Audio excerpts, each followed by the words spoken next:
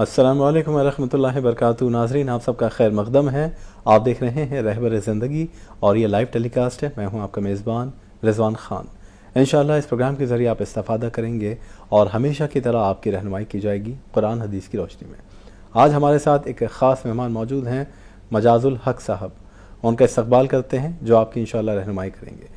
अस्सलामु अलैकुम मौलाना साहब, खैरियत से हैं आप? अल्हम्दुलिल्लाह जी, शुक्र। इस्तक़बाल है आपका हमारे शो में। जज़ाकल्लाह खैर। तो मैं आपका तारुफ़ करवाना चाहता हूँ नाज़रीन से। मजाज़ुल हक़ साहब एक मारूफ़ शख्सियत हैं जो सहारनपुर में क़याम पज़ीर हैं और ख़िदमत ख़ल्क़ के लिए हमेशा तैयार रहते हैं। रूहानी मरकज़ इदारे के सरबराह हैं, जिससे उस इदारे से यानी ये कहें कि या मजाज़ुल हक़ साहब से रोज़ाना न जाने कितने लोग फैज़याब होते हैं। तो हमेशा ही ख़िदमत ख़ल्क़ का जज्बा मजाज़ुल हक़ साहब ने अपनी ज़िंदगी का एक उसूल बना लिया है और लोगों के लिए बहुत ज़्यादा काम कर रहे हैं माशाल्लाह। तो आज हमारे ख़ास मेहमान हैं, लेकिन क्योंकि दीन से भी वाबस्तगी है और बहुत सारे मसाइल के हल आप तो काफ़ी बार देख चुके होंगे। हमारे मुख्तलिफ़ शोज़ में मजाज़ुल हक़ साहब मौजूद रहते हैं जो आप सबकी रहनुमाई करते हैं। तो आज ये मौका हम सब के पास है, आप ज़्यादा से ज़्यादा कॉल करें। जो भी आपके सवालात हैं, दीनी मसाइल हों या फिर कोई परेशानी हो या फिर कोई मशवरा आप लेना चाहते हों, उस ताल्लुक़ से कॉल कर सकते हैं। टीवी स्क्रीन पर आप नंबर देखें। तो मजाज़ुल हक़ साहब, आपकी रहनुमाई होगी इंशाअल्लाह, इस्तिफ़ादा करेंगे हमारे नाज़रीन जी। तो मैं एक ख़ास तौर पर ये भी कहना चाहता हूँ कि दीनी मसाइल तो है ही जिसके लिए आप कॉल करते हैं, लेकिन वाकई अगर कोई मशवरा आप लेना चाहते हैं तो मजाज़ुल हक़ साहब से बेहतरीन मशवरा मैं नहीं समझता कि कोई देता हो। किसी भी निजी मसले में या आपकी ज़िंदगी में कोई ऐसी परेशानी दरपेश है, उस ताल्लुक़ से भी आप कॉल कर सकते हैं। और उससे पहले हम मजाज़ुल हक़ साहब से थोड़ी सी बात कर लेते हैं किसी मौजू पर, फिर आपके कॉल्स इंशाअल्लाह शामिल करेंगे। बात करेंगे रोज़ों के ताल्लुक़ से, क्योंकि शाबान का महीना है। इंशाअल्लाह अगला महीना रमज़ान का होगा और रमज़ान की तैयारियां 10-15 दिन से पहले ही शुरू हो जाती हैं। लेकिन एक बहुत बड़ा सवाल है, एक बहुत बड़ा मसला ये है कि पिछले रमज़ान के जिनके रोज़े छूट चुके हैं, यानी जिनके रोज़ों की क़ज़ा हुई है, चाहे वो अय्याम हैज़ की वजह से ख़वातीन जो है रोज़े नहीं रख पाती या फिर बीमारी के चलते, ज़ईफ़ी के चलते कुछ लोग रोज़े छोड़ देते हैं या छूट जाते हैं, अब उन्हें उसकी क़ज़ा करनी होती है।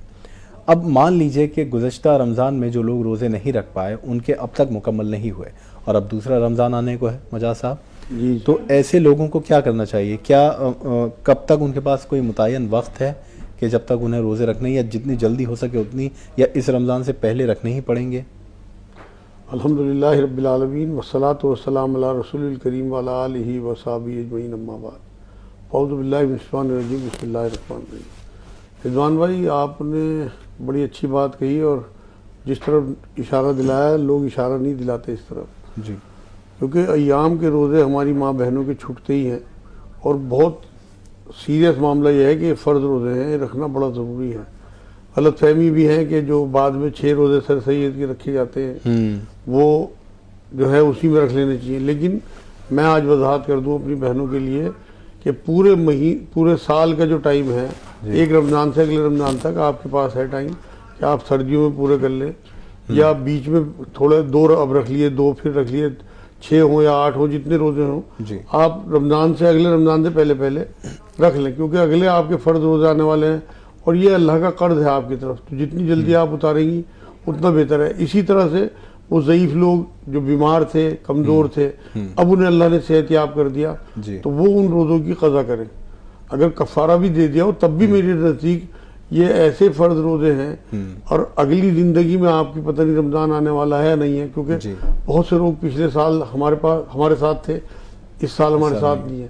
तो जितनी जल्दी हो सके, शाबान का महीना ऐसा है कि जिसमें नबी अकरम सल्लल्लाहु अलैहि वसल्लम के बारे में हज़रत आयशा रज़ियल्लाहु ताला अन्हा ये फरमाती हैं कि मैंने रमज़ान के अलावा हुजूर को किसी महीने में इतने रोज़े रखते हुए नहीं देखा। तो ये बेहतरीन मौका है जो आज आपने मौजूद छेड़ दिया कि मैं अपनी बहनों से ये बात कहूँगा कि अगर उनके पिछले रोज़े कुछ भी छूटे हों वो शाबान में अभी रख लें, क्योंकि आखिरी अशरे में नबी ने मना फरमाया नफली रोज़े रखने को।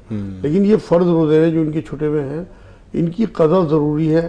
तो ज़रूर मेरी बहनें जिनके बच्चे होने वाले हों पिछले उसमें, उन्होंने उस वजह से जजी की वजह से रोज़े छोड़े हों या किसी बीमारी की वजह से किसी बुजुर्ग ने हमारे रोज़े छोड़े हों या बहनों का अय्याम के रोज़े छूटे हुए हों, वो रख लें। अभी टाइम है अल्हम्दुलिल्लाह, अभी पहले अशरा समझो ख़त्म हुआ है, जी 2 अशरा भी बाकी हैं, इसमें अपने रोज़े को पूरे कर लें, जो अल्लाह का एक कर्ज है आपकी तरफ। बिल्कुल, बहुत अच्छी बात है आपने बताई, बहुत शुक्रिया। अभी कॉलर्स हमारे साथ शामिल हैं, उनको लाइन पर लेंगे, लेकिन और बात करेंगे इस मौजू पर इंशाल्लाह बीच में मौका मिलेगा, क्योंकि 2 बात मजाज साहब ने बहुत अच्छी बताई। ये कि एक तो बहुत मुसलमान नहीं जानते कि रमज़ान का से पहले यानी शाबान का जो आखिरी अशरा होता है 10 दिन का, उसमें आप सल्लल्लाहु अलैहि वसल्लम ने मना फरमाया है कि नफिल रोज़े ना रखें। नफिल का मतलब ये है क्योंकि फिर रमज़ान में भी लगातार फ़र्ज़ रोज़े आपको रखने हैं, तो थोड़ी सी कमज़ोरी ना आ जाए, आप पूरी तरह से तैयार रहें, सेहतियाब रहें, इसलिए ना रखें। लेकिन जो आपके फ़र्ज़ रोज़े छूटे हुए हैं रमज़ान के, वो तो आप रख सकते हैं, तो कोशिश करें कि वो रमज़ान से पहले रख लें। दूसरी बात ये जिस पर हम बात करेंगे मजाज साहब अभी आपसे थोड़ी देर में, वो ये है कि जो ज़ईफ़ी की वजह से जिन बुज़ुर्ग के रोज़े छूट जाते हैं बीमारी की वजह से, उस वक्त तो ऐसा लगता है कि अब बीमारी लाहिक हो गई तो शायद ठीक ना हो पाए कभी, साल 2 साल 3 साल, लेकिन अल्लाह ताला ने उनको सेहतियाब अगर कर दिया तो उनको रखने चाहिए, नहीं रखने चाहिए, क्योंकि कभी कभी जैसा आपने कहा कि कफ़ारा भी लोग दे देते हैं, ये सोच कर के शायद अब सेहतियाबी नहीं आएगी, नहीं लौटेगी, तो कफ़ारा निकाल देते हैं। लेकिन अगर अल्लाह ने उनको शिफा दे दी है तब उन्हें क्या करना है। खैर कॉलर्स हैं, महफूजा साहिबा और साजिदा जी हैं लाइन पर। महफूजा साहिबा को पहले शामिल कर लेते हैं। वालेकुम अस्सलाम। रिजवान भाई, जी जी फरमाइए। जी मेरा एक सवाल है। कहिए। मैं अपने बेटे के लिए दुआ के लिए तो बात नहीं होगी, सबके लिए जी। मैं दुआ करना चाहती हूँ कि उसका नौकरी बेंगलोर में कर रहा था, किसी मसला की वजह से वो बेचारा कर नहीं पा रहा है और उसे अपना रिजन पेपर दे दिया है, और दूसरा नौकरी के लिए भी सब तरफ दिया है, अभी तक कोई काम नहीं हुआ। मैं भी दुआ करती हूँ। आपका सवाल ये नहीं, आपका सवाल ये है कि बच्चे की नौकरी नहीं लग पा रही है, ये कह रही हैं आप? जी जी जी जी हाँ। ठीक है, चलिए दुआ तो इंशाल्लाह करेंगे प्रोग्राम के आखिर में। अभी वो बच्चा क्या कर सकता है या आपको क्या करना चाहिए, ये मजाज साहब बता रहे हैं, आप सुन लीजिए। जी बहन जी, और कुछ कह रही हैं आप? जी नहीं, हम आप टीवी पे जवाब सुने, आप टीवी पे जवाब सुने। जी बहन, आपको ये चाहिए कि आप एक तस्वीर रब्बना आतिना फिद दुनिया हसनतुम फिल आखिरति हसनतुम वक़िना अज़ाबन्नार पढ़ें और अपने बच्चे को भी यही बात कहें, और 300 बार दिन में चलते फिरते या ज़ल जलाल वल इकराम पढ़ें। नमाजें अपनी 5 दुरुस्त करें, हर नमाज के बाद अल्लाह से हलाल रोज़ी मांगें। अल्लाहुम्मा क़फ़िनी भी हलालिका हरामिका वअग़निनी भी फ़ज़लिका अम्मन सिवाक। ये दुआ कम से कम 21 बार रोज़ आप भी पढ़ें और आपका बेटा भी पढ़े। ये हदीस की दुआ है। इंशाअल्लाह ताला आप देखेंगे बहुत जल्दी कोई ना कोई अल्लाह की तरफ ऐसा मामला होगा कि आपको ऑफ़र मिलेगी। 2 रकात नमाज सलातुल तौबा वित्रों से पहले पढ़ना शुरू कर दें और उसके बाद अपनी हाजत अल्लाह के आगे रखें। इंशाअल्लाह मुझे उम्मीद यह है कि बहुत जल्दी आपका काम हो जाएगा। इन्ना रब्बी अला कुल्ली शैइन कदीर भी ज़रूर पढ़ लिया करें 7 बार सुबह शाम। जी, अगले कॉलर साजिदा जी हैं लाइन पर। जी बताइए। अस्सलाम वालेकुम वरहमतुल्लाह। बहुत खुशी होती है ये वाला चैनल देख के। मैं ये कह रही थी शब कदर के दिन सफरा की शुरू होगी, लोग कहते हैं कि मगरिब से पढ़ लेना, नफिल पढ़े उसकी बरकत के लिए, फिर यासीन शरीफ पढ़े, फिर 2 नफिल पढ़े कब्र के उजाले के लिए, फिर 2 नफिल पढ़े, फिर 2 रकात। आप शब बारात की बात कर रही हैं क्या? जी हाँ जी हाँ जी हाँ, मगरिब के टाइम पढ़ने को बताइए, पढ़ते कि नहीं ये बता दीजिए तो बहुत मेहरबानी। चलिए आप जवाब सुनिए टीवी पे। बहुत शुक्रिया, बहुत शुक्रिया, जवाब सुनिए। जी मजाज साहब। जी बहन, बिल्कुल इस तरह से इबादत लोग करते हैं और इबादत करने में कोई हरज नहीं है, लेकिन इस डर से कि हमारा पत्ता झड़ जाएगा या हमारा कोई मामला ख़राब हो जाएगा, इस डर से अगर आप इबादत करेंगी तो मेरे नज़दीक ऐसी इबादत आपको नहीं करनी चाहिए, क्योंकि ये नबी से साबित नहीं है। नबी अकरम सल्लल्लाहु अलैहि वसल्लम पूरे साल रात में इबादत किया करते थे और 13, 14, 15 का रोज़ा भी रखते थे।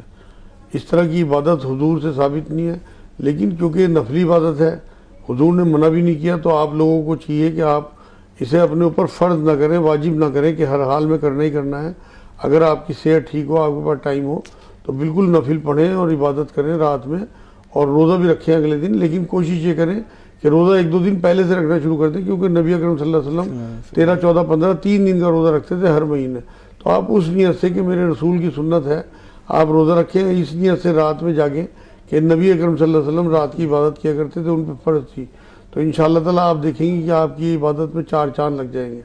लेकिन किसी डर से, किसी खौफ से या भेड़ चाल में जिस तरह लोग कह रहे हैं उस तरह से आप हमें कहना मानना है सिर्फ नबी अकरम सल्लल्लाहु अलैहि वसल्लम का, उन्हीं की पैरवी का हमें हुक्म दिया अल्लाह ने। ये मजाज साहब बहुत अच्छी बात आपने बताई कि बहुत लोगों में ये एक तरह से बात फैली है हमारे माशरे में कि आज की रात, या आज की नहीं, शब बारात में पत्ता झड़ जाता है जिसके नाम का, और उसका उस साल इंतकाल हो जाएगा। क्या ये कहीं से साबित है ये बात? ना, असल में सूरह दुखान की चंद आयतों में कुरान में अल्लाह ने कहा कि इस रात जो है फरिश्ते लेके उतरते हैं हिसाब किताब, लेकिन वो जिक्र जो है वो लैलतुल कद्र का है, अच्छा, जो रमज़ान के आखिरी अशरे में हुज़ूर सल्लल्लाहु अलैहि वसल्लम ने हमें बताया है, ताक रातों में उसे तलाश करो। उसमें वाकई जो फरिश्ते हैं वो पूरा हिसाब किताब पूरे महीने पूरे साल का लेखा जोखा लेके आते हैं। जो जिसका अल्लाह ने फैसला किया होता है वो उस रात की बात है। लोगों ने ये रात बना ली असल में एक दो ज़ईफ़ हदीसों से, और इसमें डर के मारे इबादत करें। मैं चाहता हूँ कि अल्लाह की मोहब्बत में इबादत करें। बिल्कुल बिल्कुल सही कहा आपने, बहुत अच्छी बात है। तो बात को समझें जो मजाज साहब ने बताया है कि ये जो है रात में अगर करना चाहते हैं इबादत तो करें, लेकिन इसको लाजिम ना कर लें अपने पर, या खौफ से डर से कि हमारा पत्ता कहीं कट ना जाए, हम अपने गुनाहों की बख्शिश करवा लें। वो तो आप किसी भी रात को करवा सकते हैं। अनवर जावेद साहब औरंगाबाद से शामिल हैं अगले कॉलर। जी अनवर साहब फरमाइए। अस्सलाम वालेकुम रहमतुल्लाहि व बरकातहू रिजवान भाईजान। वालेकुम अस्सलाम।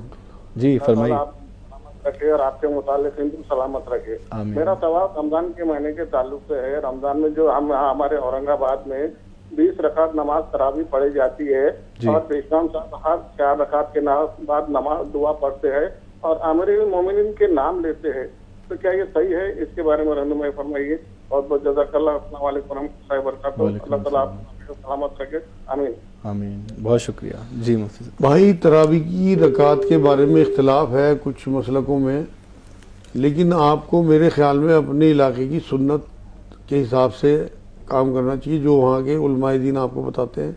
लेकिन इस तरह से बाद में दुआ की 4 रकात पढ़ी जा रही हैं, उसमें खुलफाए राशिदीन के नाम लिए जा रहे हैं, ये सुन्नत से तो साबित है नहीं।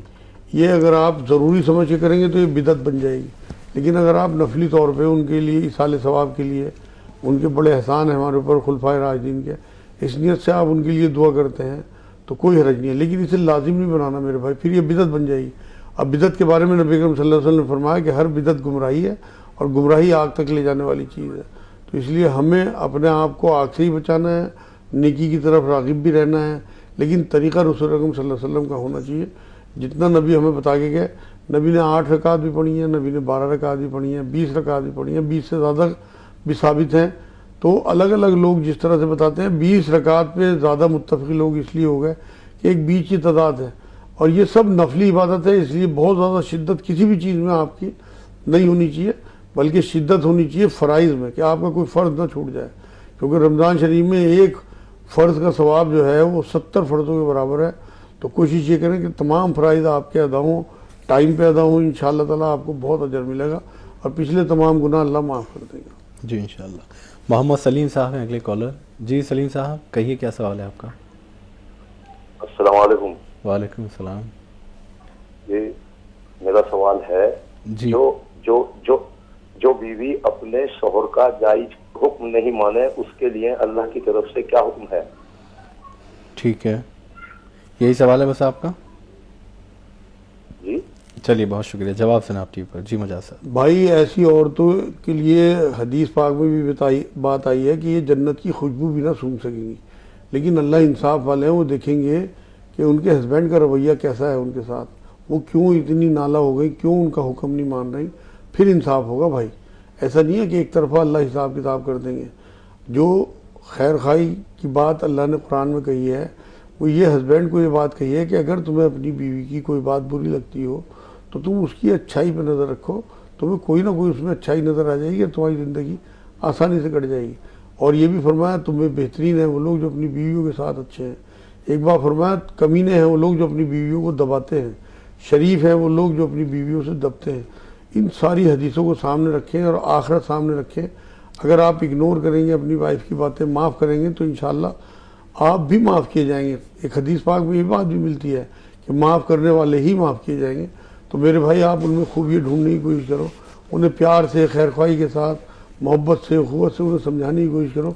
वरना कुरान ने सारा अपना तरीका बता दिया आपको कि शुरू में आप उनसे बोलचाल बंद करें, फिर उनका बिस्तर अलग करें, फिर भी ना माने तो उन्हें हल्की फुल्की मार दें, और या अपने ख़ानदान के 2 लोग, एक लड़की वालों की तरफ से एक लड़के वालों की तरफ से बैठे, इंशाअल्लाह समझौता हो जाता है।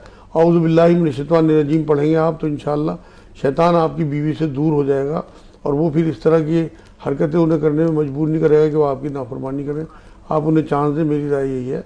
और या वली पढ़ के 1000 बार जुमेरात की रात को उनके लिए दुआ भी करें क्योंकि एक अच्छा जो शौहर होता है वो अपनी बीवी का खैर ख्वाह होता है कि उसकी आखिरत बन जाए अल्लाह का।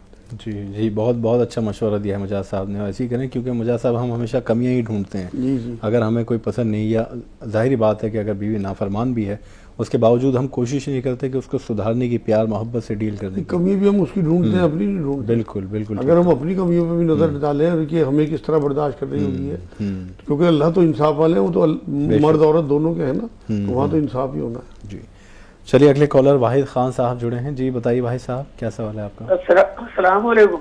वालेकुम अस्सलाम। जी मुफ्ती साहब से मेरा एक ही सवाल है जी जी कहिए। कि पेश इमाम 4 रकात नमाज तक जो पढ़ा रहे हैं और 2 रकात के बाद वतैयात के लिए बैठना भूल गए और खड़े हो गए, लुकमा भी दिया पीछे मुक्तदियों ने, लेकिन खड़े होने के बाद उन्होंने लुकमा नहीं लिया और 4 रकात पूरी करके सिजदा सहू करके नमाज पूरी कर दी, क्या नमाज हो जाएगी? ठीक, नहीं, इन्होंने ये तहज्जुद की नमाज के बारे में पूछा नहीं, है। ये फर्ज नमाज की बात के कर बारे रहे में। हैं। चलिए आप जवाब सुनिए। जी भाई अगर उन्होंने सजदा सहू कर लिया तो बिल्कुल नमाज हो गई अल्हम्दुलिल्लाह। और इमाम साहब जो होते हैं वो हमारे से कहीं ज़्यादा पढ़े लिखे होते हैं। ऐसा कोई नहीं है कि वो आपकी नमाज़ें ख़राब कर देंगे, क्योंकि हर इमाम जिम्मेदार होता है अपनी मुक्तदियों की नमाज़ों का भी। अगर वो सजदा सहू ना करते तो फिर उन्हें नमाज दोहरानी होती और तमाम मुक्तदियों की भी नमाज दोहरानी होती। उन्होंने सजदा सहू कर लिया तो वो इंशाअल्लाह ताला आपकी नमाज बिल्कुल अल्लाह तक पहुँच गई और जो उनकी कोताही थी वो सजदा सहू से दूर हो गई। जी, और ये बात समझने वाली है कि बहुत लोग जानते हैं कि अगर जैसे लुकमा दिया या किसी ने सुबहान अल्लाह अल्लाहु अकबर कह दिया, फिर भी वो खड़े हो गए हैं जबकि पता था बैठना है दूसरी रकात में, तो उसमें मर्जी जो है वो इमाम साहब की ही है। वो चाहे बैठ जाएं दोबारा आकर, वो चाहे खड़े हो जाएं, लेकिन सजदा सहू से ही नमाज मुकम्मल हो सकती है। चलिए अगले कॉलर हैं अयूब खान साहब तेलंगाना से, उनको शामिल करते हैं। जी अयूब साहब फरमाइए। अस्सलाम वालेकुम। वालेकुम सलाम। जी फरमाइए। 2 सवाल थे मेरे। जी जी कहिए। एक सवाल क्या हुआ था, हमारे गांव में वो हाफिज से कभी रोजा रहते कभी रोजा नहीं रहते उन्होंने, तो उनके पीछे अपन तरावी पढ़ सकते हैं क्या? हाफिज हैं वो? मालूम करना था। हाँ हाफिज है। अच्छा ठीक तो है। दूसरा सवाल क्या है, अब छोटे खत के आदमी रहते ना, अपन उनको चिढ़ाए तो कुछ तो गुनाह होता क्या? अपन क्या करें उनको? तो छोटे खत के छोटे बच्चे रहते, छोटे खत के रहते ना इंसान, जी, तो उनको अपन चिढ़ाए तो कुछ तो भी गुनाह होता क्या अपने को?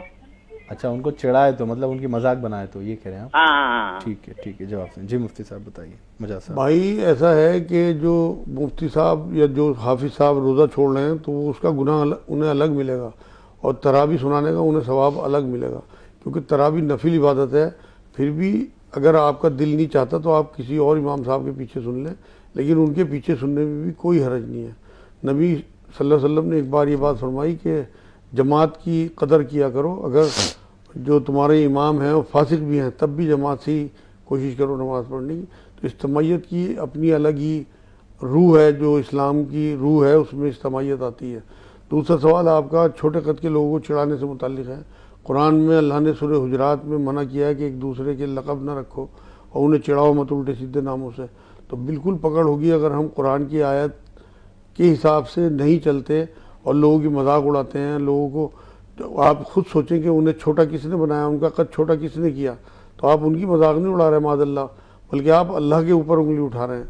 तो इसलिए बहुत एहतियात करें, उनसे माजरत चाहे पैर पकड़ के माफ़ी मांगे उनकी, और आगे इस तरह के काम बिल्कुल छोड़ दें। आप हो या आपके कोई साथी हो, मेरा ये मैसेज तमाम उम्मत के लोगों के लिए है कि बिल्कुल इस काम को ना करें कि लोगों को जो हकीर समझें या उनकी मजाक उड़ाएं। ये बड़े गुनाहों में शामिल है भाई, क्योंकि कुरान की नस्से ये बात साबित है। जी चलिए अगले कॉलर हैं नुसरत साहिबा। जी बताइए नुसरत जी, सवाल क्या आपका? नुसरत जी आप आवाज़ आ रही है हमारी आपको? शायद कॉल ड्रॉप हो गया है। एक कॉलर और है, उनको जोड़ लेते हैं। जी फरमाइए क्या सवाल है आपका? अस्सलाम वालेकुम। वालेकुम सलाम। अब्दुल कदीर साहब बोल रहे हैं? जी जी रिजवान भाई। जी फरमाइए, थोड़ा तेज़ बोलिए, गुजारिश है आपसे, आपकी आवाज़ कम आ रही है। हाँ रिजवान भाई, पहले तो जो है हमारे सब्र वाले बाजी तक मेरा सलाम पहुंचा दिए होंगे इंशाल्लाह आप। जी जी जी था। ज़रूर ज़रूर पहुंचा दिया। जी मुफ्ती साहब, मेरा एक ही सवाल है। मेरी तकरीबन आधी उम्र सऊदी अरब में गुजर गई, तो फिर मैं इधर आकर 15 साल हो गया। तो यहाँ पर मुफ्ती साहब जो है अपने ईमान को जो है बरकरार रखना तो बहुत जद्दोजहद करना पड़ता है मुफ्ती साहब। हिंदुस्तान में यहाँ के हालात माहौल के हिसाब से वहाँ तो बिल्कुल 99% पूरी इबादतें हो जाती है। वहाँ पे माहौल कल्चर ऐसा है जी। तो यहाँ पे क्या खुलेआम जो है अपने लोग भी शिर्क बिदात करते तो गैरों की तो गैर है। तो बड़ी तकलीफ होती है। अपने ईमान को जो है ना बरकरार रखने के लिए बहुत जद्दोजहद करना पड़ता है। इसके लिए मैं तो अल्हम्दुलिल्लाह नमाजें वगैरह इबादतें वगैरह पूरी पढ़ता हूँ, लेकिन जब बाहर माहौल माशरा जो है ना ऐसा बना हुआ है कि जो है ईमान हमेशा डगमगाता हुआ रहता है। उसको बहुत संभाल के जो है ना यहाँ के हालात के हिसाब से चलना पड़ता। अगर दिल के लिए मेरे दिल को और मजबूत बनाकर अल्लाह ताला से जो है अल्लाह ताला की तरफ हमेशा जो है ना रुजू होने के लिए कुछ ऐसी दुआ वगैरह मुझे बता दी। ठीक है इंशाल्लाह, बहुत शुक्रिया जी मजाज साहब। भाई आप मुबारकबाद के मुस्तहिक हैं कि आपको इतनी फिक्र है अपने ईमान की, अपनी इबादत की। जिस माहौल में आप रह रहे हैं अभी बहुत बेहतर माहौल है। अगर आप 1400 साल पीछे चले जाएं और मक्के और मदीने के माहौल में देखें तो नबी अकरम सल्लल्लाहु अलैहि वसल्लम ने उन हालात में वक्त गुजारा है सहाबा इकराम ने कि आप तसव्वुर नहीं कर सकते। अल्लाह ने हमें बहुत अच्छे मुल्क में बहुत अच्छे तरीके से रखा हुआ है। यहाँ के जो हमारे गैर साथी जिन्हें आप कह रहे हैं वो हमारे भाई हैं आदम अलैहिस्सलाम की रूह से, इसलिए कभी भी हमें गैर नहीं उन्हें समझना। और जो लोग गुनाहगार हैं मुसलमान, हमें इंडिविजुअली सबको अलग अलग खड़े होना है अल्लाह के आगे। आप लोग उनके लिए दुआ किया करें और अपनी तमाम इबादत को पक्का रखें। अगर आप इखलास के साथ सारी इबादत पूरी करेंगे जो आपकी फ़र्ज़ इबादत शरीयत ने आपको दी हैं तो इंशाअल्लाह आपकी दुआओं में ऐसी कबूलियत होगी कि लोगों में तब्दीली आनी शुरू हो जाएगी। देखिए नबी अकरम सल्लल्लाहु अलैहि वसल्लम की एक हदीस पाक ये है कि बुराई होती देखो तो या तो उसे हाथ से रोको, हाथ से ना रोक सको तो ज़बान से रोको, ज़बान से भी ना रोक सको तो दिल से बुरा जानो। आप मुआशरे के लोगों को हाथ से नहीं रोक सकते, ज़बान से नहीं रोक सकते, लेकिन ये जो आपके दिल में उनके लिए बुराई आ रही है ये आपकी जायज़ बात है। लेकिन इस बुराई को रात में आपने 2 नफिल पढ़ के अल्लाह के आगे डालना है कि अल्लाह पाक इन्हें चेंज कर दे, मेरे भाई हैं ये आग की तरफ जा रहे हैं, बिदअत कर रहे हैं, शिर्क कर रहे हैं, की तरह इन्हें बचा ले। आप यकीन करें नबी अकरम सल्लल्लाहु अलैहि वसल्लम उम्मत के लिए इसी तरह दुआएं करते थे रात को। ये तक रिवायतों में लिखा है कि सीने से ऐसी आवाज़ें आती थी कि जैसे कोई किसी ने चूल्हे पे हांडी रखी हो। तो आप नबी की सुन्नत पे आ जाएं इंशाअल्लाह ताला। आपकी ये फ़िक्र मुबारकबाद के मुस्तहिक हैं आप। इंशाअल्लाह अल्लाह इसका अजर भी देगा आपको, लोगों में तब्दीली भी आएगी। लेकिन आप दुआ करें अपने अमल बढ़ाएं। तस्बीहात के लिए आपने मालूम किया एक तो शरीयत की पाबंदी, 5 नमाज़ें वक्त पे, और आप इन्ना रब्बी गफूरुर रहीम एक तस्बीह, औज़ु बिल्लाहि मिनश शैतानिर रजीम एक तस्बीह, इन्ना लिल्लाहि व इन्ना इलैहि राजिऊन एक तस्बीह। फिर आपको लोगों के बारे में जो है ज़्यादा वसवसे नहीं आएंगे। लोगों के अमाल पे हमें नज़र नहीं रखनी मेरे भाई, हमें अपने अमाल पे नज़र रखनी है कि हमारी कहाँ कोताही है। देखो वो नुक्ता नवाज़ है, वो पता नहीं किसको किस बात पे बख्श देगा और हमें पता नहीं किस बात पे पकड़ लेगा। तो आपको फिक्र अपनी करनी है, उनके लिए दुआ करनी है दूसरों की। जी नौशाद बेगम साहिबा हैं अगली कॉलर। जी बताइए क्या सवाल है आपका। नौशाद बेगम जी आपका आवाज़ आ रही है तो सवाल बता दीजिए। जी मेरे 3 सवाल है रिजवान भाई। जी कहिए।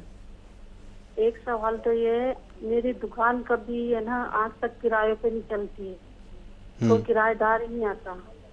ठीक है। तो एक है ना क्या नाम से मेरा आदमी बहुत दारू पीता, परेशानी होती है हमारे, और रिजक में भी तंगी है। एक मेरा एक लड़का है जो खेड़ा नहीं मानता बिल्कुल भी, बहुत परेशान हूँ मैं। ठीक है आप परेशान ना हो। मजाज साहब जो बात कह रहे हैं उसको गौर से सुने। जी मजाज साहब।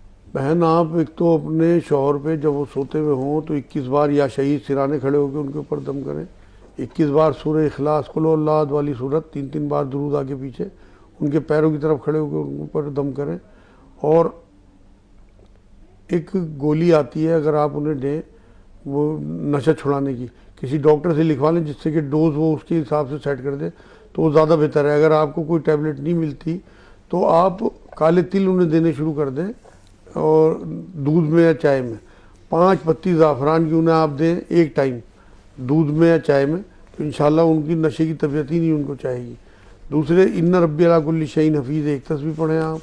और आपका बच्चा भी आपका कहना नहीं मानता और हस्बैंड भी आपके नशे में रहते हैं तो आपको रब्बना हबलना मिन अज़वाजिना व ज़ुर्रियातिना क़ुर्रता अयुनिम वजअलना लिलमुत्तक़ीना इमामा कम से कम 41 बार पढ़ना चाहिए। ये सूरह फुरक़ान की 74 नंबर आयत है। एक काम और आप करेंगे, 41 बार सूरह फातिहा बिस्मिल्लाह के साथ पढ़ के पानी दम कर लें बावजू, और वो पानी थोड़ा थोड़ा अपने हस्बैंड को भी और अपने बेटे को भी पिलाएं। इंशाल्लाह चंद दिनों में तब्दीली आ जाएगी। जो मैंने दम करने की बात बताई है या शहीद और सूरह इखलास की, वो बच्चे पे भी करें और हस्बैंड पे भी करें। मैं भी दुआ करूँगा अल्लाह आपकी हिफाजत करे और इन लोगों को चेंज कर दे आप इंशाल्लाह। फरजाना साहिबा हैं अगली कॉलर। जी फरजाना जी। वालेकुम अस्सलाम। आपकी आवाज़ बहुत कम आ रही है। वालेकुम अस्सलाम। थोड़ा तेज़ बोलिए, हम आवाज़ नहीं सुन पा रहे। आपकी आवाज़ ही नहीं आ रही है, हम नहीं सुन पा रहे। आप दोबारा कॉल करें। चलिए नसरीन साहिबा हैं अगली कॉलर। जी नसरीन जी। अस्सलाम वालेकुम।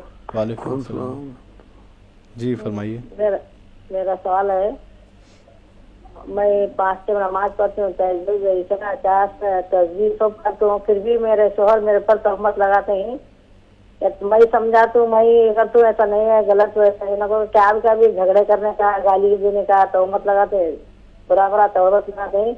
उनके ऐसे क्या करना बोलो, क्या पढ़ना बोलो? तहमत लगाते हैं आप पर, ये कह रही हैं आप? ठीक है। तहमत लगाते, गलत बात बोलते रहते हैं। ठीक है आप जवाब सुनिए। एक तो ये मजा सा मसला है कि इसका गुनाह क्या है उन पर जो तहमत लगा रहे हैं, और दूसरा ये कह रही है कि क्या ऐसा अमल करूं कि वो ठीक हो जाए। भाई जो मासूम औरतों पे तहमत लगाएंगे उन्हें कुरान ने तो कुफ्र तक का कहा है कि ये आप ये देखें कि हज़रत आयशा रज़ियल्लाहु ताला अन्हा पे जिन लोगों ने तहमत लगाई थी उनकी कितनी कुरान ने लान तान की। बिल्कुल। तो इसलिए मेरे भाइयों आप ये समझ लो कि जो आपकी औरतें मासूम हैं, अगर आप उन पे तहमत लगाते हैं तो ये बड़े गुनाहों में हैं। आप मेरी बहन ये करें कि आप प्यार से उन्हें समझाएं अपने हस्बैंड को। दूसरे कभी बद्दुआ ना करना उनके लिए। अच्छी बीवी का मामला ये होता है कि वो अपने शौहर की आखिरत भी बचाए। वो तो बहुत बुरा कर रहे हैं अपनी आखिरत के लिए, लेकिन आप कोशिश करें कि बच जाए। इन्ना रब्बी अला कुल्ली शैइन हफीज़, एक तस्बीह अल्लाह मुझे मेरी हिफाजत इस तरह की तहमतों से। या वली पढ़ के 1000 बार जुमेरात की रात को उनके ऊपर दम करें। 21 बार या शहीद पढ़ के सिराने खड़े होकर उनके ऊपर दम करें।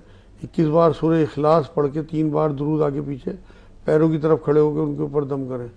और हर उस आदमी से बात करना छोड़ दें जिससे उन्हें पसंद ना हो, क्योंकि शक जब भी पैदा होता है। बहुत सी औरतें बहुत मिलनसार होती हैं, अपने कज़न से, अपने जेठ देवरों से हंस के बात करती हैं, उनके करीब खड़ी होती हैं। इससे भी बहुत सारे मर्द जो है वो चिढ़ जाते हैं और वो शक करने लगते हैं। तो ये जिम्मेदारी आपकी है मेरी बहन कि जिनसे वो मिलने से मना करते हैं, यहाँ तक कि आपके सगे भाई और वालिद से भी मना करें तब भी आपको रुकना है। ये सुन्नत है। नबी अकरम सल्लल्लाहु अलैहि वसल्लम ने एक सहाबिया को मना कर दिया था जब उन्होंने बताया कि मेरे शौहर मुझे मेरे वालिद से नहीं मिलने देते, कि तुझे नहीं मिलना चाहिए। तो इसलिए आप भी उन तमाम लोगों को छोड़ दें जिनके पास खड़े होने से या बात करने से आपके शौहर मना करते हैं। इंशाल्लाह बहुत जल्दी आप देखेंगे कि उनमें तब्दीली आ जाएगी। आप अपने अंदर तब्दीली लाएं मेरी बहन। जी चलिए अगली कॉलर हैं रुखसाना जी। जी बताइए क्या पूछना चाहती हैं आप? रुखसाना जी। जी कहिए, आपकी आवाज़ आ रही है। हाँ परवरिश बोले, हमारे बहुत घर में परेशानी है, बच्चे का रिश्ता नहीं होता, बड़ा बच्चा बहुत सताता, काम धंधा नहीं करता। ठीक है। इधर उधर इसके लग रहा, बहुत परेशान है। घर का मामला चला, घर वाला घर उठो बड़ा, काम धंधा नहीं, बहुत परेशान है हम। हमारे ऐसे अच्छा दुआ करो। ठीक है बड़े इंशाल्लाह। बच्चे जॉब करना। प्रोग्राम के आखिर में दुआ करेंगे। दुआओं की दरख्वास्त के लिए कॉल ना करें, आपसे माफ़ी चाहते हैं। लेकिन ऐसे में आप क्या अमल कर सकती हैं, मजाज साहब से जान लेते हैं। इसमें आप ये करें मेरी बहन कि एक तो अपनी 5 नमाज़ों की पाबंदी रखें, बिल्कुल वक्त पे 5 नमाज़ें पढ़ें, और वित्रों से पहले ईशा में 2 रकात सलातुल तौबा के पढ़ें कि अल्लाह कोई गलती हो गई तो माफ़ कर दीजिए। इतनी परेशानी आ रही है, औलाद नहीं सुनती, कारोबार नहीं है, जो परेशानी है अपने अल्लाह के आगे रिक्वेस्ट रखें। इंशाल्लाह परेशानियाँ दूर होंगी। कुछ सदका बढ़ा दें, कुछ 2-4 मुट्ठी आटा ही अलग कर दिया करें, चाहे जब इकट्ठा हो जाए किसी गरीब को दे दिया, वरना जैसी हैसियत हो 10-20-100 रुपये अलग करने शुरू कर दें, क्योंकि हुज़ूर अकरम सल्लल्लाहु अलैहि वसल्लम ने बात फरमाई है कि सदका बलाओं को टालता है। तो आप फ़िलहाल ये करें कि एक तस्वीर रब्बना आतिना फ़िद दुनिया हसनतम फ़िल आखिरति हसनतम वक़िना अज़ाबन्नार ये पढ़ें 300 बार, या ज़ल जलाल वल इकराम पढ़ें 300 बार, या वली या नसीर पढ़ें 100 बार, ला हौल वला कुव्वता इल्ला बिल्लाह पढ़ें और 40 बार आयत करीमा ला इलाहा इल्लल्लाह सुब्हानका इन्नी कुन्तु मिनज़ ज़ालिमीन। आप ये देखिए कि कितनी जल्दी इंशाअल्लाह अल्लाह का गैबी निज़ाम आपके लिए फ़ैसले कराता है और तब्दीली आती है, मुस्बत तब्दीली इंशाअल्लाह। और अपने बच्चों की जो नाफरमानी है उसके लिए आप रब्बना हब लना मिन अज़वाजिना व ज़ुर्रिय्यातिना क़ुर्रता अयुन वजअलना लिलमुत्तक़ीना इमामा कम से कम 41 बार पढ़ें। और मगरिब के बाद या वदूद पढ़ के किसी दिन 1000 बार चीनी दम कर लें और वो अपनी चीनी में मिला दें घर की। इंशाअल्लाह बहुत जल्दी आपके घर में रौनकें होंगी और इज़्ज़त भी बढ़ेगी इंशाअल्लाह और माल भी बढ़ेगा। जी चलिए अगले कॉलर हैं, उनको शामिल कर लें। बताइए क्या सवाल है आपका। वालेकुम सलाम। जी अब्दुल हक साहब फरमाइए। मैं ये अर्ज करना चाह रहा था मौलवी साहब से जी कि अब ये रमजान आ रहे हैं, इसमें तरावी पड़ जाती। तरावी बना तरबिया से, हर 4 रकअत के बाद आराम करने का नाम तरबिया है।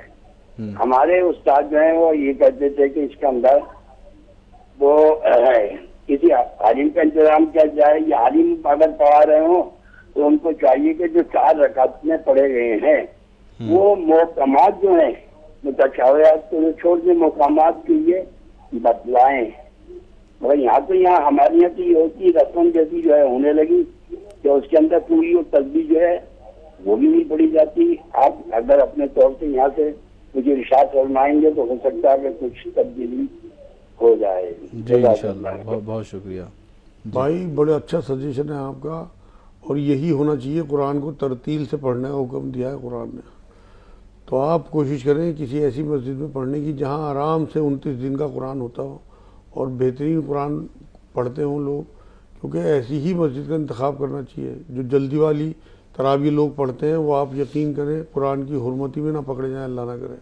तो इसलिए आप अपनी एहतियात रखें। दूसरे, अगर ये रूटीन उन हाफिज़ साहब का नहीं है कि वो जितनी आपको कुरान सुना रहे हैं उसका खुलासा बयान नहीं कर रहे, तो आप घर जाके उस रुकू को कम से कम अपनी ज़बान में तर्जुमा उसका देख लिया करें।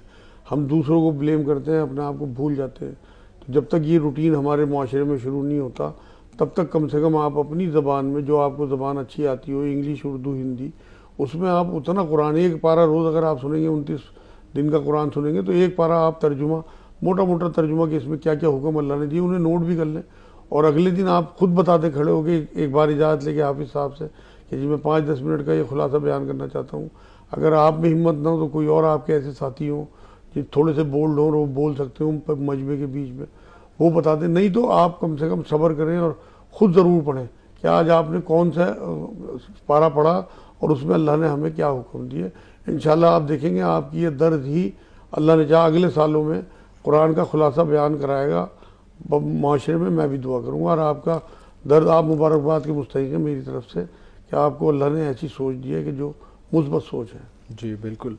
और बहुत सारी मसाजिदों में मजाज साहब ऐसा होता है कि पूरी तरावी मुकम्मल होने के बाद उसका खुलासा किया जाता है। ये हम भी करते हैं, मगर अभी छोटे शहरों में नहीं हुआ। ये जिस शहर से मुझे लगता है ये बिजनौर साइड से बात कर रहे थे, हल्द्वानी से, हाँ, तो वो उन शहरों में अभी नहीं पहुंचा। जी बहुत जगह नहीं है, तो ये ज़रूरत ये है कि आप रमज़ान से पहले कमेटी से बात भी करें अपने अपने इलाके के जो अगर करा सकते हो तो कराएं शुरू, बिल्कुल बेहतर बात है।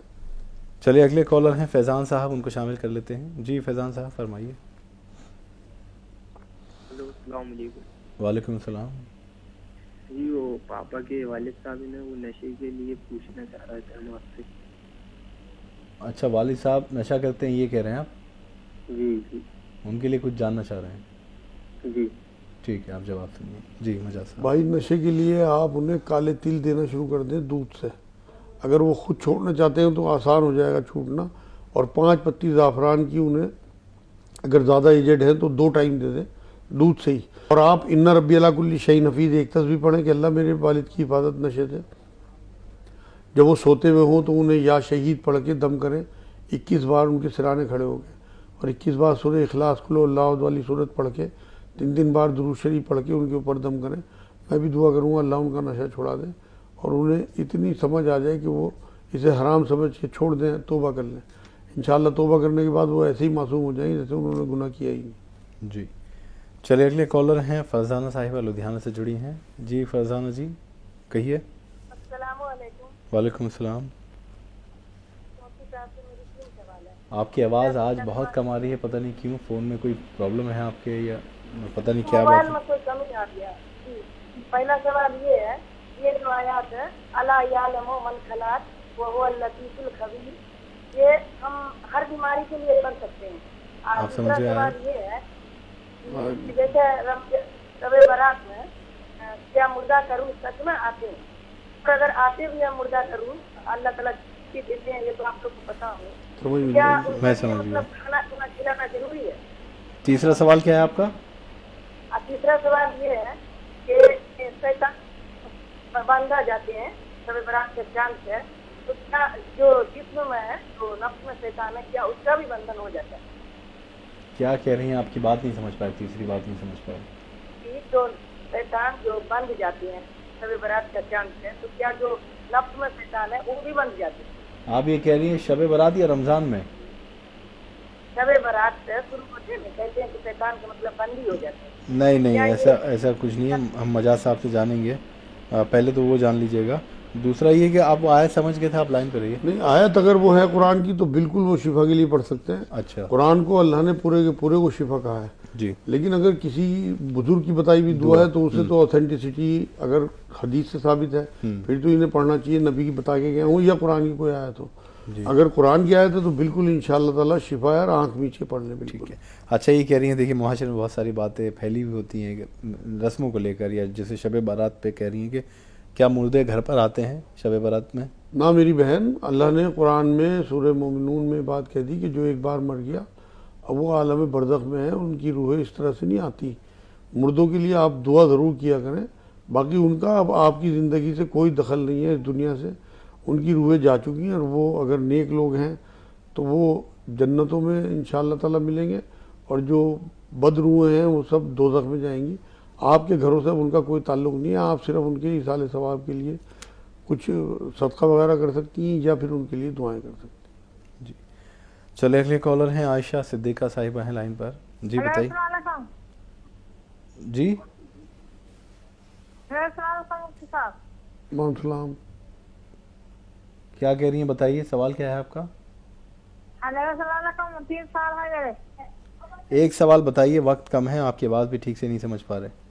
जी, हमारा बच्चा नशा कर रहा है, हमारे बच्ची की शादी नहीं हो रही, घर में बहुत परेशानी चल रही है, हमारे बच्ची की शादी नहीं हो रही, हमारा बच्चा नशा कर रहा है। ठीक है, बच्चा नशा कर रहा है, बच्ची की शादी नहीं हो रही, परेशानियां हैं। इससे पहले फरजान साहिबा एक सवाल ये भी था कि शब बारात में क्या शैतानों को कैद कर लिया जाता है, जकड़ लिया जाता है, ये पूछ रही हैं। वो रमज़ान के लिए हदीस पाक है, शब बारात के लिए नहीं है। वो शब बारात का तो तस्वुर ही नहीं है इस्लाम में, पता नहीं लोगों ने किस तरह से इसे इस तरह से मनाना शुरू कर दिया जी। ये तो शाबान का महीना नबी ने फरमाया कि मेरा महीना है, इस वजह से इसमें इबादत करें कि अगर अपने रसूल से मोहब्बत है। बाकी जो हदीस पाक ये बता रही है वो हुजूर ने ये बात फरमाई है कि इस महीने में शैतानों को जकड़ लिया जाता है, तो वो शाबान के लिए नहीं है बल्कि वो रमज़ान के लिए है। इनका सवाल ये था कि बच्ची की शादी नहीं हो पा रही, तो इन्हें ये चाहिए इनकी बच्ची को कि वो असर के बाद एक अमल शुरू कर दे 40 दिन का, 300 बार या रहमान या रहीम या अल्लाह, और 40 बार आयत करीमा ला इलाहा इल्ला अंता सुब्हानका इन्नी कुन्तु मिनज़ ज़ालिमीन पढ़ के अल्लाह से सिर्फ एक दुआ करे कि अल्लाह अपनी पसंद का रिश्ता भेज दीजिए। ये 40 दिन का अमल होगा और इसमें सिर्फ जो नापाकी के दिन होंगे उनको आगे बढ़ाना है और कोई नागा नहीं करनी। दूसरे, मगरिब के बाद 27 बार सूरत दुहा और दुआ वल्लैली सजा वाली सूरत पढ़ें, और एक तस्बीह या बासित या फत्ता हो या करीम पढ़ें, एक तस्बीह या हय्यू या क़य्यूम बिरहमतिका अस्तगीस पढ़ें, और चलते फिरते हस्बुनल्लाहु व निअमल वकील, और 7 बार सुबह शाम सूरह फुरकान की 54 नंबर आयत, जहाँ 53 नंबर ख़त्म होगी वहाँ 54 नंबर शुरू होगी, वो 7 बार सुबह शाम पढ़ दें। 5 नमाज़ों की पाबंदी रखें। मैं भी आज ही दुआ करूँगा इंशाअल्लाह इस बच्ची का अल्लाह की पसंद का रिश्ता, कोई नेक रिश्ता आ जाए, इनकी परेशानी दूर हो जाए। नशे के लिए मैं कई चीज़ें बता चुका, कई सवाल के जवाब पहले, उसे दोबारा सुन लेंगी तो इंशाअल्लाह ताला अपने बच्चे पे दम भी करें और उसे काले तिल भी खिलाएं, नशा उसका छूट जाए अगर वो चाहेगा तो। जी, चलिए अगले कॉलर हैं सलीम साहब, उनको शामिल करते हैं। सलीम साहब बताइए। वालेकुम अस्सलाम। जी फरमाइए। हेलो जी कहिए, आपकी आवाज़ आ रही है, सवाल बताइए। मेरी तबीयत आराम नहीं, 4 साल हुआ, मैं 4 वक्त की नमाज पढ़ती हूँ, हार्ट होगा था मुझे, बहुत तकलीफ में है, मैं बहुत परेशानी में हूँ। तकलीफ क्या है, बीमारी क्या है आपको?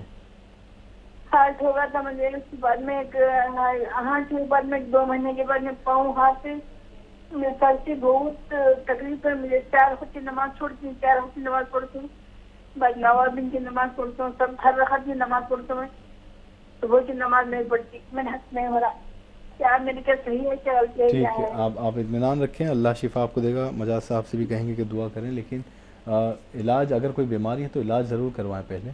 बाकी ये कह रही हैं कि 4 वक्त की नमाज़ पढ़ पाती हैं, फजर की शायद नहीं पढ़ पाती। नहीं, नमाज 4 वक्त की नहीं है, मेरी बहन 5 वक्त की नमाज है, और बिना सुबह की नमाज के नमाज की कबूलियत जो है वो ख़तरे में पड़ जाएगी, क्योंकि 5 वक्त की नमाज का हुक्म कुरान ने दिया है। आप ये करें कि चाहे अगर आपसे वज़ू नहीं होता, तयम्मुम करके बिस्तर पे बैठे बैठे लेटे लेटे फजर की नमाज पढ़ दें और दोबारा सो जाए, लेकिन नमाज ज़रूर पढ़नी है। अगर आप नशे की दवाई भी खाती हैं रात में तो साथ में पानी पिया करें ज़्यादा, जिससे कि उस टाइम आपको पेशाब आए, आप वज़ू करें और नमाज ज़रूर पढ़ें मेरी बहन, चाहे बैठ के, चाहे लेट के, चाहे इशारे से, क्योंकि नमाज की बरकत से हो सकता है अल्लाह पाक आपकी सेहत कर दे।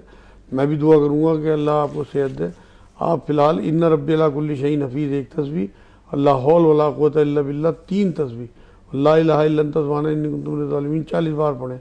नमाज़ों की पाबंदी का अज़्म करें अभी अल्लाह से कि अल्लाह पिछली नमाज़ें आप माफ़ कर दीजिए, आगे नमाज़ें मैं नहीं छोड़ूंगी, तो अल्लाह भी आपकी हेल्प करेगा इंशाअल्लाह। मैं भी दुआ करूँगा मेरी बहन। जी इंशाअल्लाह।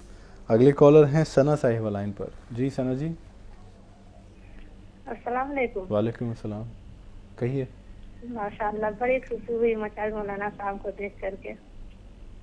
मौलाना साहब बीच में ऐसे आते रहा कीजिए, बड़ी खुशी होती है आपको देख, और रहनुमाई भी आपकी बहुत अच्छी लगती है। आप दुआ भी बताते हैं, दुआ भी बताते हैं। जी शुक्रिया। और मेरे 2 सवाल हैं, बताइए मौलाना साहब से।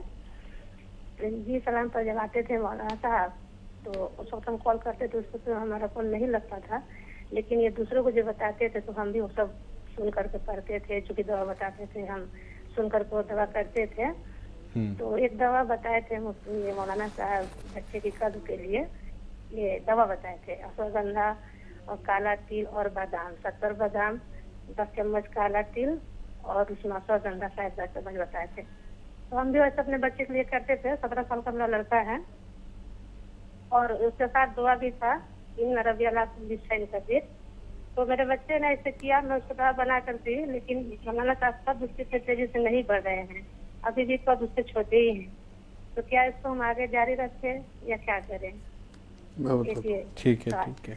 और दूसरा सवाल है ये मौलाना साहब से कि आप अपनी खास नमाजों में अपनी दुआ में हमें याद रखिएगा, हम परेशानी में हमारी परेशानी दूर हो जाए इंशाल्लाह।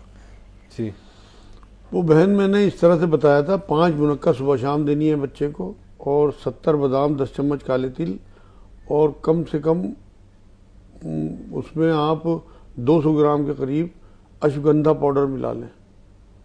तो ये आप अश्वगंधा पाउडर भी कहलाता है वो, ये आप बना लें सफ़ूफ, और फिर 1 चम्मच सुबह शाम उसे दूध से देना शुरू कर दें। और एक कैलकेरिया कर्व करके, कैलकेरिया कर्व 30 होम्योपैथी की दवा आती है, वो 15 बूंद उसे 3 बार सादे पानी में दें।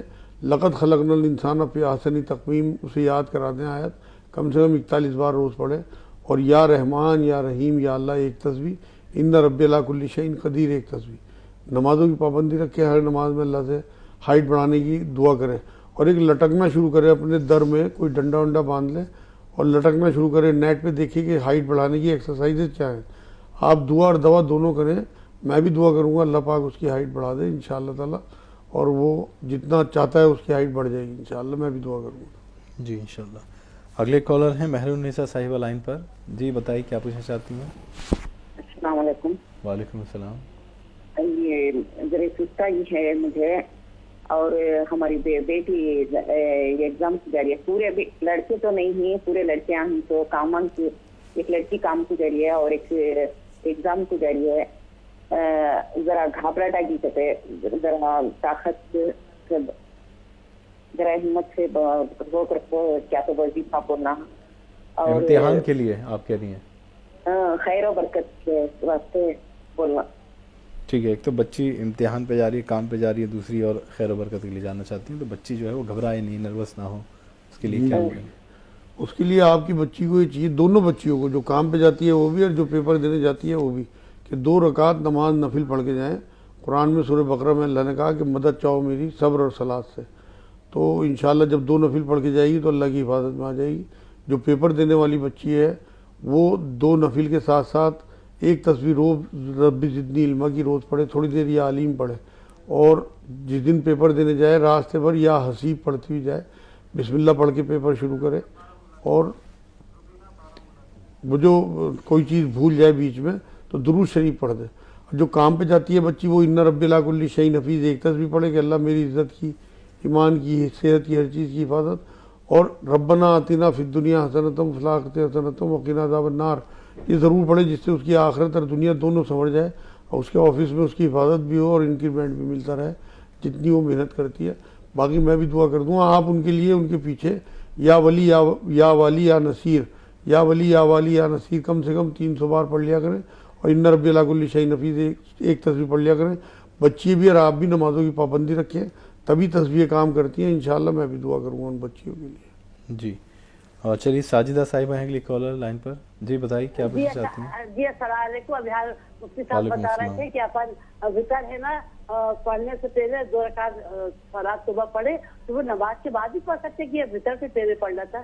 जैसे साहब 2 रकात सुन्नत पढ़ते हैं ना, 4 साल 2 सुन्नत 2 नफिल में पढ़ते हैं, मगर क्या सलात तौबा क्या है उसमें, या वैसे क्या पढ़ लें फिर बाद में 3 रकात पढ़े या बाद में वो पढ़े, तो ये बता दीजिए। बहुत शुक्रिया होगा जज़ाकल्लाह। मेरी बहन मैंने इसलिए बताया है कि नबी अकरम सल्लल्लाहु अलैहि वसल्लम की एक हदीस पाक ये मिलती है कि वित्रों को आखिरी नमाज बनाओ, तो वित्रों के बाद आप कुछ ना पढ़ा करें, वित्रों से पहले आप जितने मर्जी नफिल सुन्नतें पढ़ें, उसी में 2 रकात नमाज नफिल अगर मैंने आपको बताया सलातुल तौबा या सलातुल हाजात, तो वो आप पढ़ेंगी तो उसकी कबूलियत ज़्यादा बढ़ेगी, क्योंकि नबी की हदीस पाक ये है कि वित्रों को आखिरी नमाज बनानी है। इसलिए मैंने ये बात कही है कि उससे पहले आप पढ़ दिया करें। जी चलिए रुबीना साहिबा हैं बारामुल्ला से, बताइए क्या सवाल है आपका? शाहना जी हैं, उनकी शायद कॉल ड्रॉप हो गया। शाहना जी लाइन पर हैं? जी शाहना जी आप सुन पा रही हैं हमें? ये आप सवाल करना था, 2 सवाल करने मुझे।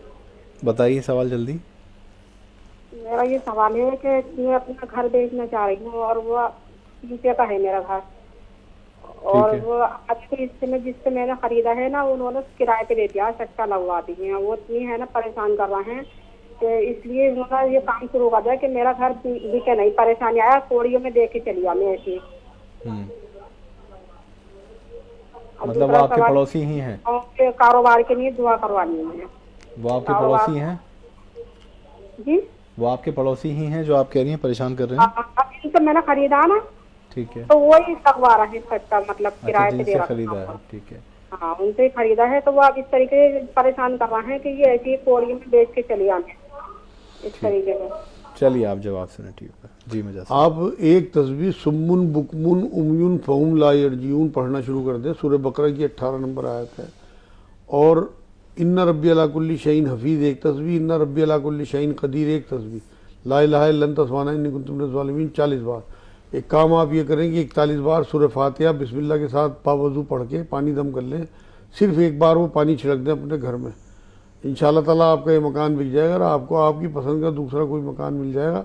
इस शर से आप दूर हो जाएंगी। चलते फिरते दिन में या वली या नसीर, या वली या नसीर आप पढ़ती रहें। मैं भी दुआ करूँगा अल्लाह आपकी परेशानी दूर कर दे और उन्हें अक्ल सलीम दे जो आपको परेशान कर रहे हैं आपके पड़ोसी। जी अगले कॉलर हैं सैयद वली पाशा साहब। जी बताइए क्या सवाल है आपका? वालेकुम सलाम। बर्थडे की डे बना सकते? जी बर्थडे की डे, बर्थडे बना सकते हैं क्या?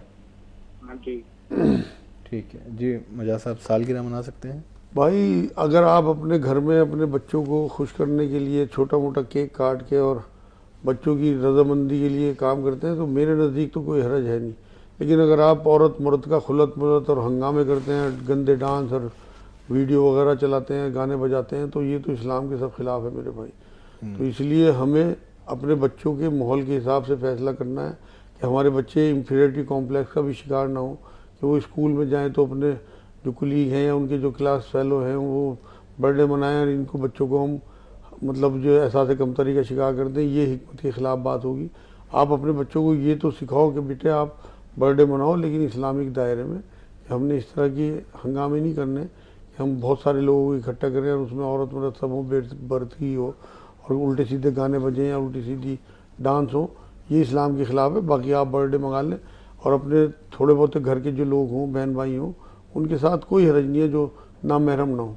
मेरे नज़दीक कोई हरज नहीं है। बाकी असल फतवा तो आपको किसी मुफ्ती साहब से लेना चाहिए। ठीक, चलिए अगले कॉलर। लेकिन इस पे कई बार मुझा साहब सवाल आता है, आप सल्लल्लाहु अलैहि वसल्लम की बेशुमार अहादीस है कि खुशी मनाओ, घर वालों पर खर्च करो और जितना मौका मिल सके उतनी ज़्यादा। ये वही तो मैंने कहा ना, बिल्कुल, कि अपने घर वालों के साथ कोई हरज नहीं है। लेकिन जिस तरह का कल्चर चल गया ना कि एक मतलब डेक बज रहे हैं, उसमें लड़की भी डांस कर रही है, पार्टी हो रही है, तो वो जो है पार्टी में भी कोई हरज नहीं है। लड़के लड़कों की पार्टी हो कोई हरज नहीं, लड़के लड़की हो आपस में कोई हरज नहीं। लेकिन नाजायज तरीका ना हो ना, उसमें फिर अल्लाह की रहमतें बरकतें उठ जाती है उस घर से जहाँ पे शरीयत के खिलाफ काम होते हैं। जी, चलिए अगले कॉलर दस्तगीर साहब है लाइन पर। जी दस्तगीर साहब फरमाइए। दस्तगीर साहब आपका आवाज़ आ रही है तो सवाल बता दीजिए जल्दी।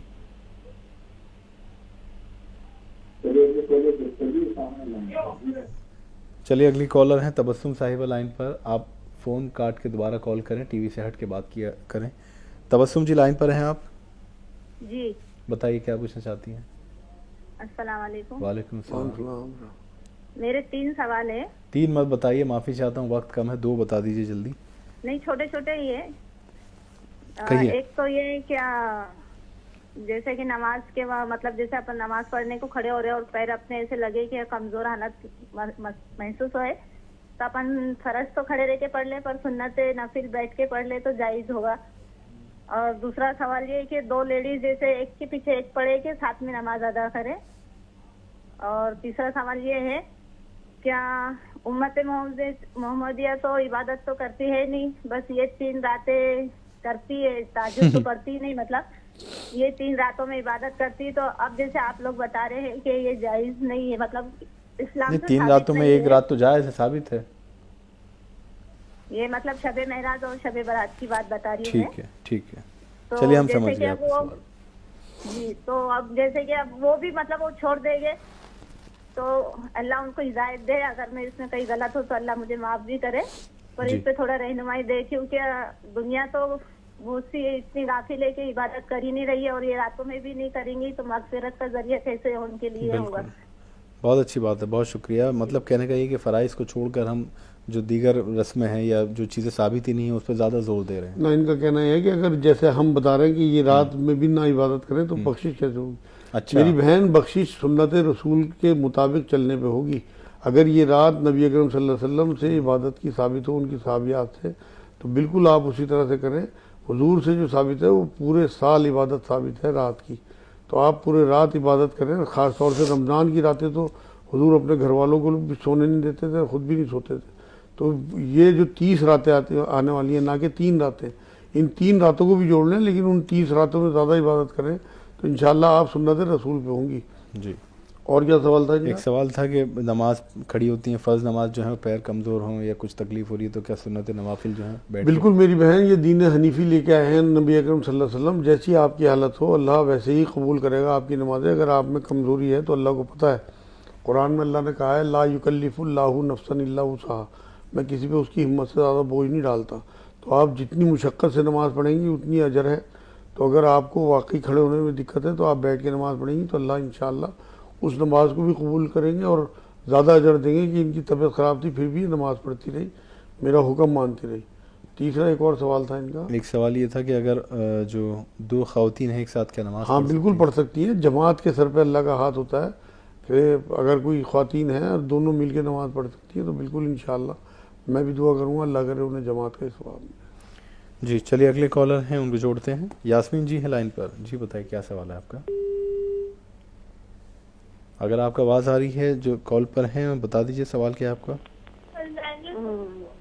जी कहिए, आवाज़ आ रही है आपको हमारी? जी, सवाल बताइए। वालेकुम सलाम। रिजवान भाई, ये अभी मुफ्ती साहब ने बताया ना जी, क्या नाम से काले तिल और कैसे देना, रात को देना है दिन में देना है?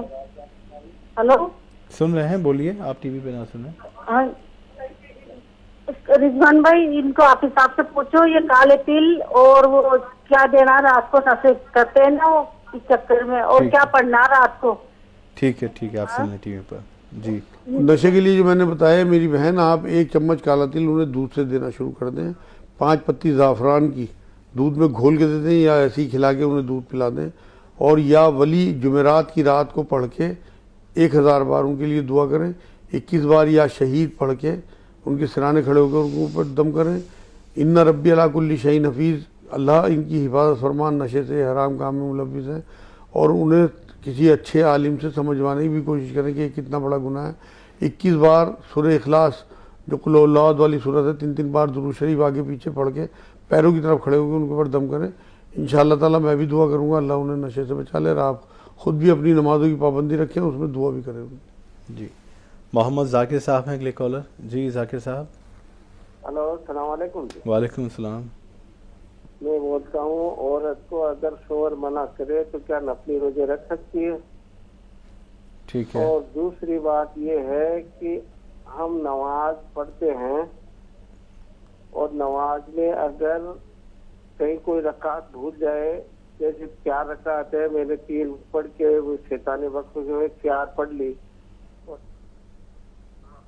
चलिए वक्त का हम माफ़ी चाहते हैं, सवाल मुकम्मल नहीं हो पाए, लेकिन एक सवाल का जवाब दे दें फिर दुआ पर चलेंगे। हाँ, इनका सवाल ये था कि औरत अगर नफिल रोज़ा रखना चाहे। हाँ बिल्कुल, नबी अकरम सल्लल्लाहु अलैहि वसल्लम की हदीस पाक से बात साबित है कि औरत अपने मर्द की इजाज़त के बगैर नफिल रोज़ा नहीं रख सकती, रखेगी तो वो गुनाहगार होगी। दूसरा सवाल इनका था कि अगर नमाज में 4 रकात की जगह 3 रकात पढ़ दी और ये इश्काल हो कि हमने 4 पढ़ी हैं, तो मेरे भाई आपको 1 रकात और बढ़ा देनी चाहिए। अगर आपने 4 पढ़ी होंगी तो वो 5वीं रकात होगी और सजदा सहू करना चाहिए। नबी अकरम सल्लल्लाहु अलैहि वसल्लम से साबित है कि एक बार ऐसा ही हुआ था, नबी अकरम सल्लल्लाहु अलैहि वसल्लम नमाज कम पढ़ गए थे, समझ रहे थे मैंने ज़्यादा पढ़ ली, तो 1 रकात ज़्यादा पढ़ी और उसके बाद फिर सजदा सहू किया, तो इंशाअल्लाह आपकी नमाज मुकम्मल हो जाएगी। जो ज़्यादा वाला आपका इश्काल हो उसे नहीं मानना, बल्कि कम वाले इश्काल को अपने कन्फर्म करना है।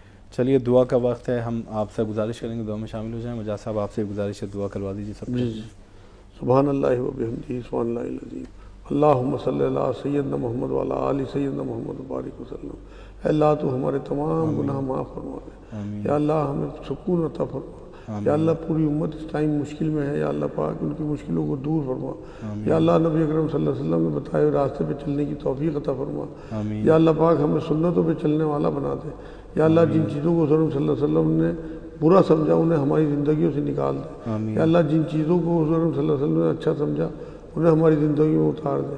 या अल्लाह हमें नबी अकरम सल्लल्लाहु अलैहि वसल्लम की हददर्जी की मोहब्बत अता फरमा। आने वाला रमज़ान है, या अल्लाह उसकी तैयारी करने की तौफीक अता फरमा। ये शाबान का महीना है, हुज़ूर अकरम सल्लल्लाहु अलैहि वसल्लम का महीना है, या अल्लाह इसमें तैयारी करने की तौफीक अता फरमा। या अल्लाह अब तौबा करके हम रमज़ान में दाखिल हों और फिर हमसे कोई भी ऐसा गुनाह सरजद ना हो कि हमारे जो रोज़े हों वो बातिल हो जाए। या अल्लाह ज़्यादा ज़्यादा इबादत करने की तौफीक अता फरमा, ज़्यादा ज़्यादा बरक़ात लूटने की तौफीक अता फरमा। रमज़ान शरीफ ये ऐसा आया हो कि हमें पिछले तमाम गुनाह हमारे अल्लाह से माफ़ करा दे। या अल्लाह हमें ज़्यादा से ज़्यादा लोगों के काम आने की तौफीक अता फरमा। ये गमख्वारी का महीना है, हम लोगों के काम आ सकें, उनके बोझ हल्के कर सके, उन्हें माफ़ कर सकें, ऐसी तौफीक अता फरमा। या अल्लाह हमें नमाज़ों की पाबंदी अता फरमा। या अल्लाह पाक हमें तमाम छोटे बड़े गुनाहों से माफ़ फरमा दे। या अल्लाह पाक जो हमने मांगा उसे अपने फजल से कबूल फरमा के तमाम चीज़ें जो उम्मत के लिए फ़ायदे की उन्हें अता फरमा दे। सुभान रब्बिक रब्बिल इज़्ज़ति अम्मा यसिफून व सलामुन अलल मुरसलीन वल्हम्दुलिल्लाहि रब्बिल आलमीन। अल्लाहुम्मा आमीन। बहुत बहुत शुक्रिया मजादुल हक साहब, जज़ाकल्लाह खैर। ये हमारा शर्फ था एक तरह से कि मजादुल हक साहब हमारे साथ मौजूद थे, हमारे बीच थे और आप सबकी हम सबकी रहनुमाई की। जज़ाकल्लाह। चलिए अगले शुमारे में इंशाल्लाह मुलाकात आपसे होगी, तब तक आप रखें अपना ख्याल और हमें दीजिए इजाज़त। अस्सलाम वालेकुम।